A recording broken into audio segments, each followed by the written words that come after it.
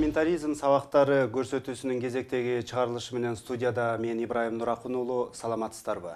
20 апрелде парламент жаңы төрага шайлоого аракет кылып, бирок эки талапкер тең бирдей добуш алып калды. Бул адаттан тыш көрүнүш болду.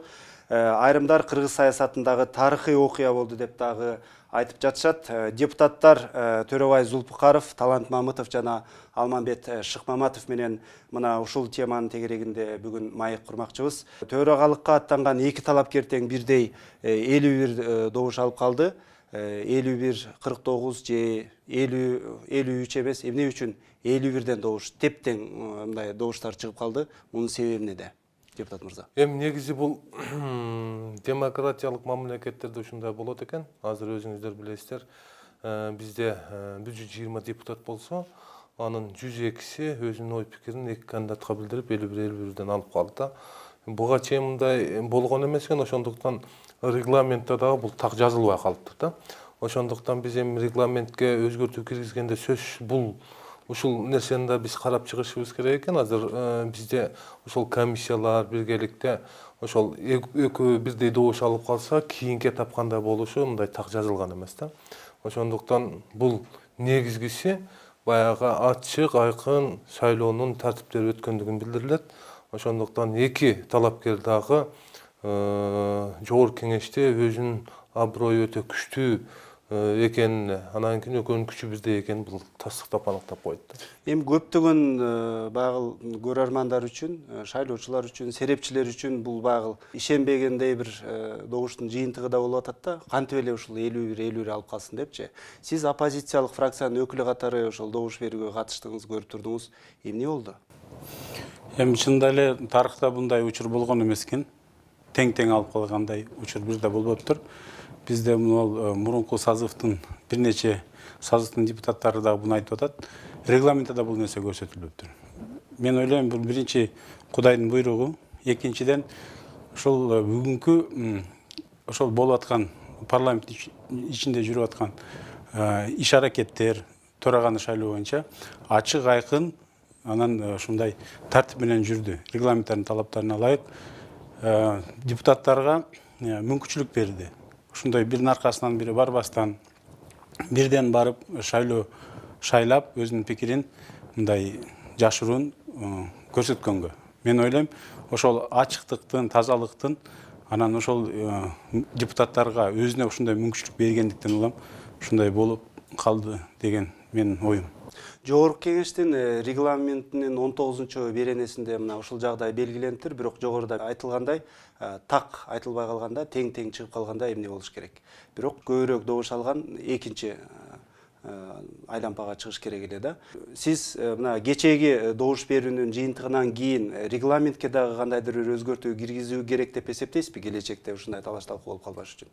Бүгүнкү окуя ушул регламентке толуктоо өзгөртүү киргизиш керек деген далилдеди. Анткени муну жазып атканда ушул мыйзамчылар ушул теңме-тең чыгып калат деп эч кимдин оюна келген эмес. Анткени ушул математиканын мыйзамдары боюнча 118 голостон 51 теңме-тең чыгыш бул өтө мындай татаал механизм да. Ошондуктан мына бул регламенттин бул жагдайга так жаза кесе жазган бир норма керек. Бирок бүгүн биз ушу чечим кабыл алып атканда ошо мыйзамдагы логика менен кабыл алдык. Анткени ал жерде жазылып турат 61 добушка ээ болгон кандидат төрага боло алат деп. Ал эми эгерде ошо экинчи турга биринчисине караганда экинчи кандидат көбүрөөк алса, ал экинчи турга чыгат деп. Бүгүн мына экөө тең бул нормага шайкеш келбейт. Анткени экөө бирдей алды, экөөнүн бирөө бир голос өйдө алса, ошол экинчи турга чыкмак. Демек, экинчи тур болбойт. Анткени экөө тең 61 добушка ээ болгон жок деп. Ал эми жанагы 51 болуп калганда, бул бүгүнкү күндө ушул биздин эки коллегабыздын, эки фракция лидерлеринин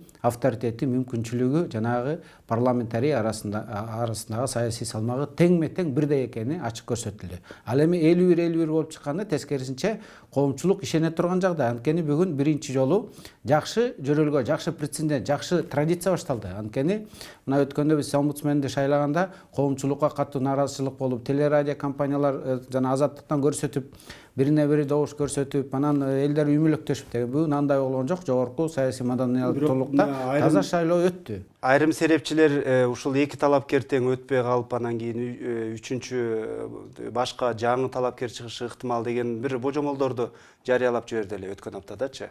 Ошол божомолдорго туура келип калып атпайбы? Жок, келбейт. Анткени саясий айдыңда ар дайым божомолдор айтылат. Ал турган иште аналитиктер айтат. Бирок бул жерде бүгүн 51-51 эгерде ошондой жанагындай 51-51ди бүгүнкүдөй таза өткөрүп, мына камералар баардык мына көрүнүп атпайбы?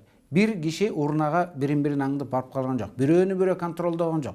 Баары өз ыктыяры менен ар бир фракциянын өкүлдөрү көзөмөлдөп турушту. Бир 30га жакын камера тартып турду. Анан бул жерден баягы бурмалап жасалыш мүмкүн эмес. Ошого карабастан дагы ушул жогорку кеңештин жабык добуш берүү учурунда айрым депутаттар баягы бюллетенди телефонго тартып алышы мүмкүн деген бир кооптонуулар айтылып кетти. Ошого байланыштуу мына жанагы эсептөө комиссиясынын мүчөлөрү дагы абдан сак болуп, оппозициялык фракциянын депутаты башкача да кадамга барды, ал алыстан барып байкоо салып турууга аргасыз болду. Мына ошол тууралуу кыскача тасмабыз бар, ошону көрүп алып анан маегибизди улантсак.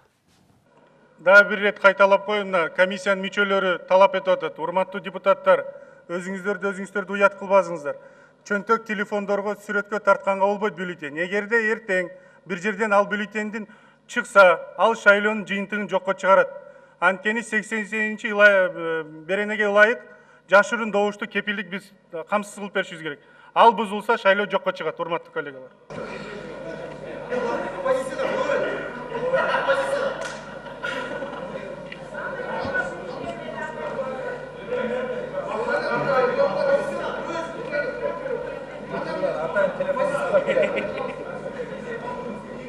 Жогорудагы сиздердин кесиптештин аракетине кандай баа бересиздер? Бул добуш берүүнүн мыйзамдуу өтүшүнө жолтоо болдубу же кайра тескерисинче жардам бердиби?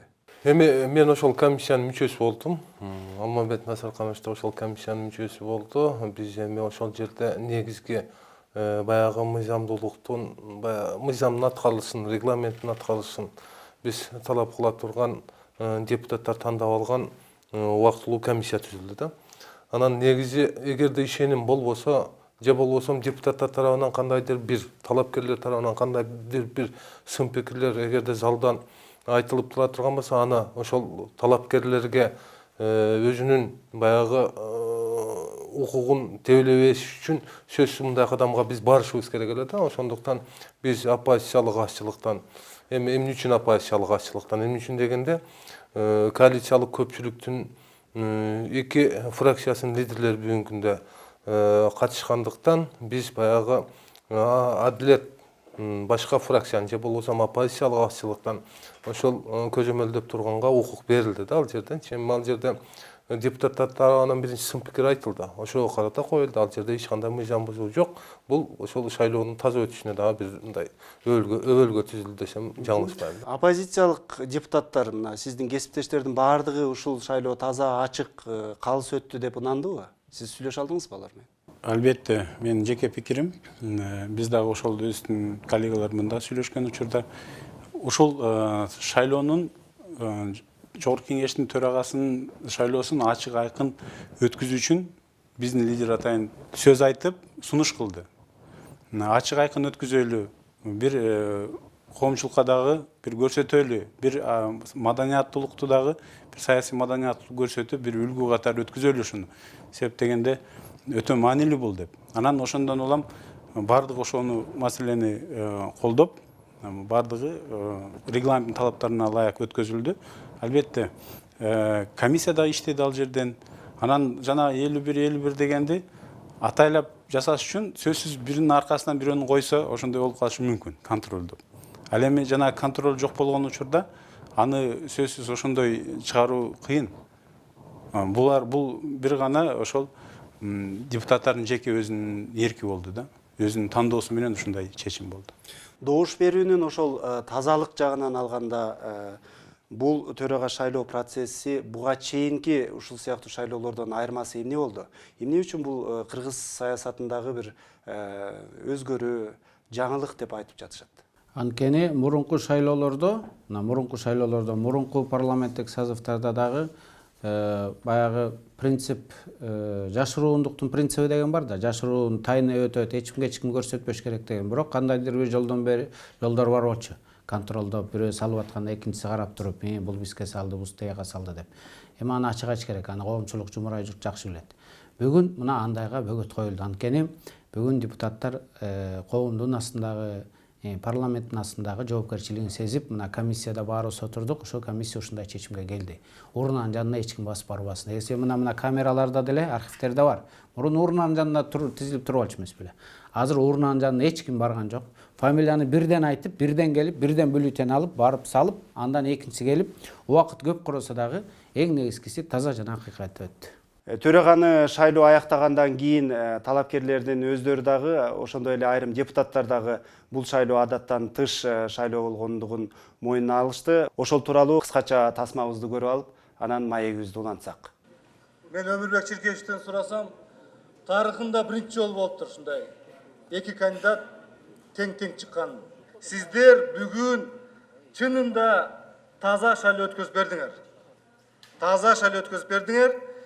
Мен эсептейм, бүгүнкү күндөн баштап парламентте ар дайым ушундай процедура болот. 51 добуш деген кантиги канышта бар экен, 51 добуш деген менде бар экен.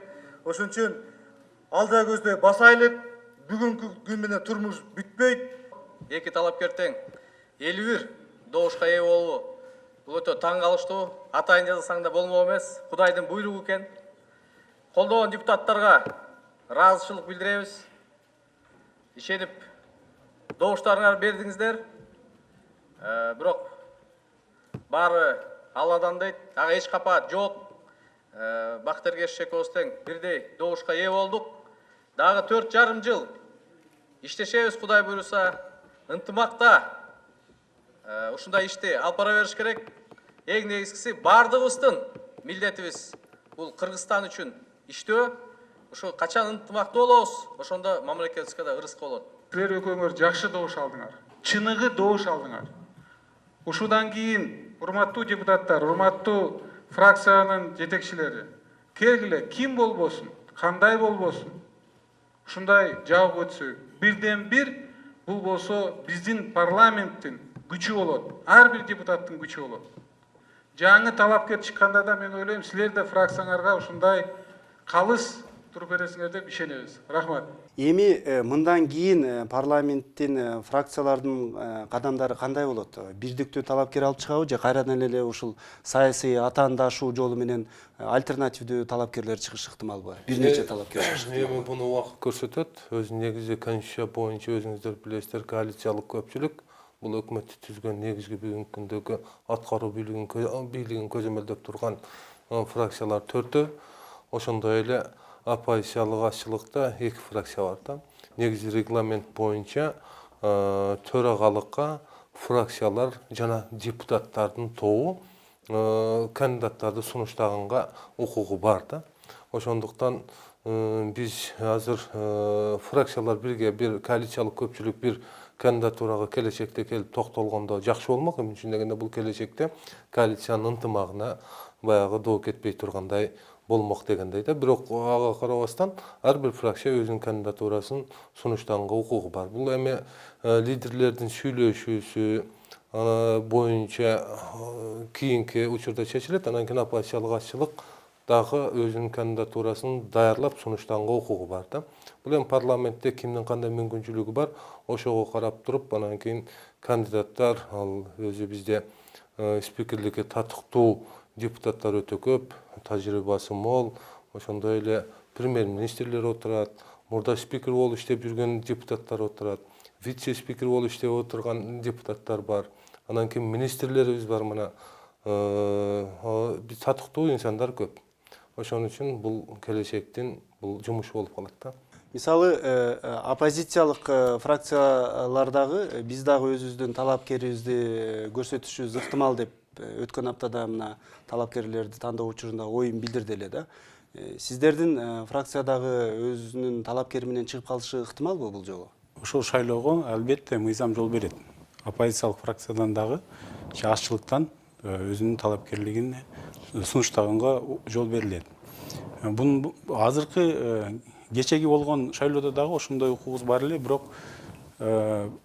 ошол коалициялык көпчүлүктүн ичинен бир пикирге келишпей, анан эки кандидат чыгып аткандан биз дагы карап туруп ошол бир парламентти бөлбөстөн жарбастан бир эркин коюп бердик. Депутаттардын ар бир өзүнө эркин шайлап ушул парламенттен бир татыктуу деңгээлге чыгарууга, бир негизги парламент системаны өнүктүрүүгө бир татыктуу жогорку кеңештин төрагасын шайлайлы деп. Ал эми болбой калгандан улам эми бизде ошондой мүмкүнчүлүк бар. Албетте биз аны ойлонуп көрөбүз. Ичара мен ойлойм убакыты келгенде чечебиз. Башкаруучу коалициядагы эки фракция өзүнүн укугун колдонду, эки күчтүү талапкер оюндан чыкты. Ал эми болсо ата мекен жана социал-демократтар калды да. Мисалы ата мекенден дагы ошол лидер Өмүрбек Текебаев жана башка депутаттарды ысымдары атала баштады, айрым серепчилер ушулар татыктуу деп айта баштады. Ата мекен дагы өздөрүнүн талапкери жөнүндө ойлошу ыктымалбы? Ыктымал, анткени биз бул маселе боюнча баягы бир прагматикалык көз караш менен мамиле жасап, биздин фракция сөзсүз түрдө коалициялык көпчүлүк менен, коалициянын лидерлери менен макулдашып, анан чыгарабыз. Жөн эле мына биз дагы атаандаш болобуз, ушундай кылып парламентке коебуз деп койбойбуз. Эгерде бизде мүмкүнчүлүк болуп, жакшы жалпы коалиция бир пикирге келсек, анда чыгарабыз. Мына Асылбек Жээнбековду шайлап атканда да ушул эле мыйзамдар иштечү. Ошондо баардыгыбыз ушу саясий консенсуска келип, ынтымак менен 107 добуш менен колдоп берген. Оппозиция дагы, парламент дагы бул саясий маданияттуулук, жанагы ынтымактуулукту билгизген да.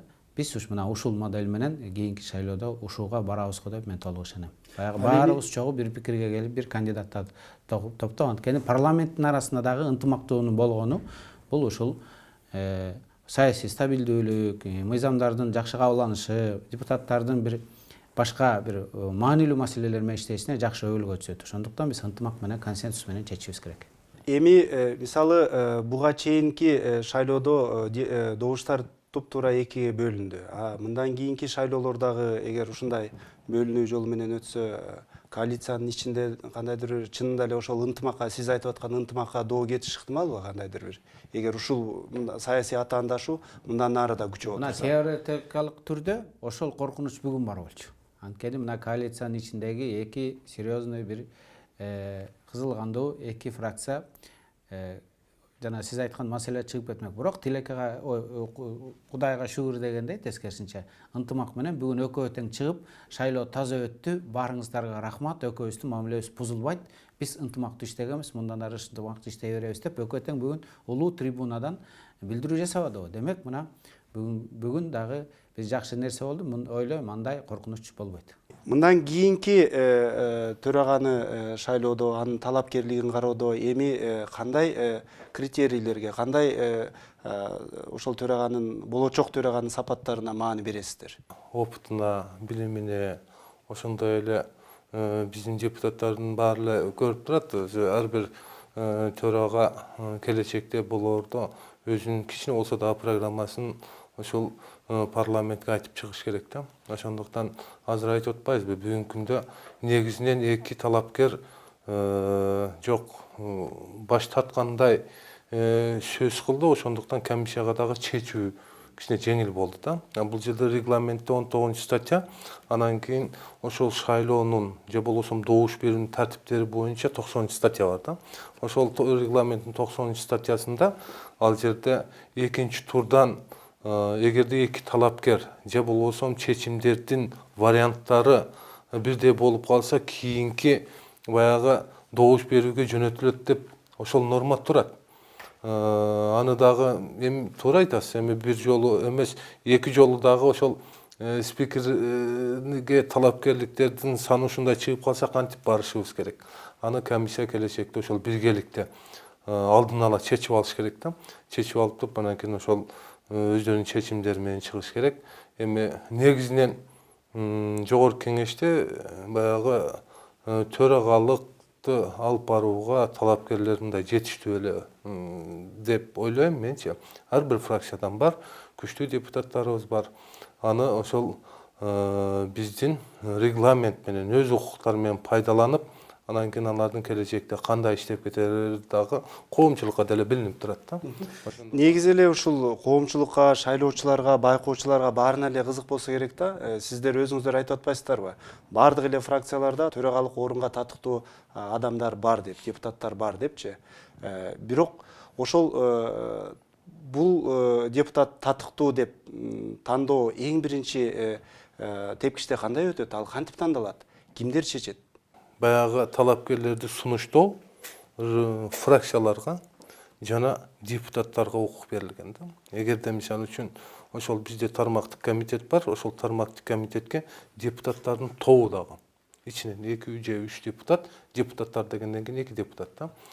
Талапкерди сунуштап ошол комитеттин чечимин чыгарууга укугу бар да. Ошондуктан эгерде фракция өзү бир партиянын жогорку кеңеште иштеп аткан негизги өкүлдөрү да, ал партиянын программасын, ошол платформасын ишке ашырууда негизги багытты тандап алды, бирок бүгүнкү күндө жогорку кеңештин ичинен иштеп турат да. Келечекте төрага боло турган киши ошол фракциянын, ошол партиянын жүзү болуп калат да. Ошондуктан мен ойлойм, бүгүнкү күндөгү демократиялык, баягы партиялык системаны өнүктүрүүгө аракет кылган ар бир фракция өзүнүн фракциясында талдап туруп, анан кийин татыктуу кишини сунуштап, ошонун негизинде бул комитетке же болбосо эгерде коалициялык көпчүлүктүн ичинде карайбыз десе, коалицияга сунушталат, коалициянын ичинен бир кишиге токтолсо болот да. Негизинен депутаттардын тобу же фракциялар тармактык комитетке жөнөтөт, тармактык комитет жогорку кеңештин палатасына алып чыгат, ошонун ичинен бир канча болуп калышы да мүмкүн да талапкерлерчи. Мисалы үчүн 10-20 да болуп калышы мүмкүн да. Ошолордун ичинен ошол регламенттин талаптары менен баягы шайлоо өтөт дагы, татыктуусун ушул парламент өзү тандап алат. Мына көбүнчө жанагы талапкерлер, эми болочок талапкерлер жөнүндө айтылганда, көбүнчө эле бул фракция лидерлери жөнүндө сөз болуп атат да. Эмне үчүн фракция лидерлери болуш керек? Эмне үчүн жөнөкөй депутаттардын ысымдары азыраак аталып атат? Бизде бир эле лидерлер эмес, баардык ар бир депутаттын спикерликке өзүнүн кандидатурасын койгонго укугу бар. Бирок анын баардыгы биринчи фракциялардын ичинде, анан ошол коалициялык көпчүлүктүн ичинде же коалициялык азчылыктын ичинде чечилиш керек. Себеп дегенде добуш менен чечилет. Ошондой эле эң маанилүү жагы, мен ойлойм, ошол кандидаттын өздүгү дагы өтө чоң ролду ойнойт да. Себеп дегенде ар бир депутат ал шайланган төрага менен калган 4,5 жыл дагы иштеш керек. Ошол парламенттин аброюн көтөрүү, иштин сапаттуулугун жогорулатуу, жана ошол парламентаризмди өнүктүрүү албетте ошол төрагага байланыш болот. Ошондуктан ар бир коюлуп аткан талапкер менимче анын өздүгү өтө маанилүү деп айтат. Парламенттеги тең салмактуулукту сакташ үчүн мындан кийинки талапкерди кароодо кандай кадамдардан сак болуш керек деп ойлойсуз? Мен ойлойм, МКде биз ушу коалиция көпчүлүк биригип бир кандидатка токтошубуз керек деген пикирдемин. Ал эми оппозиция албетте өзлөрүнүн да чечимин чыгарар, бирок коалициялык көпчүлүк бирдиктүү бир кандидатка токтошубуз абзел деп ойлойм. Анткени бул жана сиз айтып аткан ынтымак жана саясий маданияттуулук. Ал эми кимди чыгарат? Ал жана Төрөбай Закирович айткандай, добуш берүү менен фракция ичиндеги демократиялык механизмдер менен лидерди, мыктыларды тандап алса болот. Ал эми жанагы эмне үчүн лидерлер дегенде, анткени ал лидерлер ошол өзлөрүнүн фракциясынын ичинен суурулуп чыккан, шайланган, таанылган лидерлер. Ошондуктан алар баягы биринчи кезекте лидерлерин коюп атканы дагы бул мыйзам ченемдүү көрүнүш. Албетте лидер эмес дагы депутаттар бар. Мына ата журт Казакбаевди сунуш кылышты. СДПКда абдан көп бир баары дебесем дагы теңи татыктуу дегенде. Ошондуктан аны ошол фракциялар өзлөрү чечет. Маегиңиздерге чоң рахмат.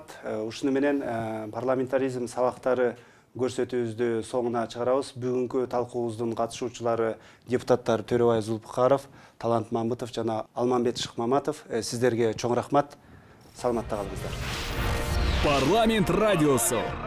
Кыргызстандын бардык аймактарында.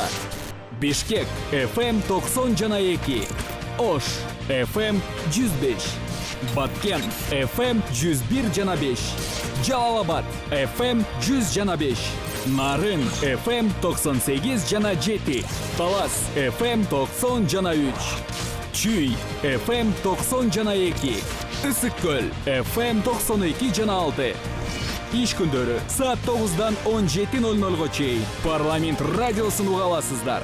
Ар дайым биз менен бирге болуңуздар.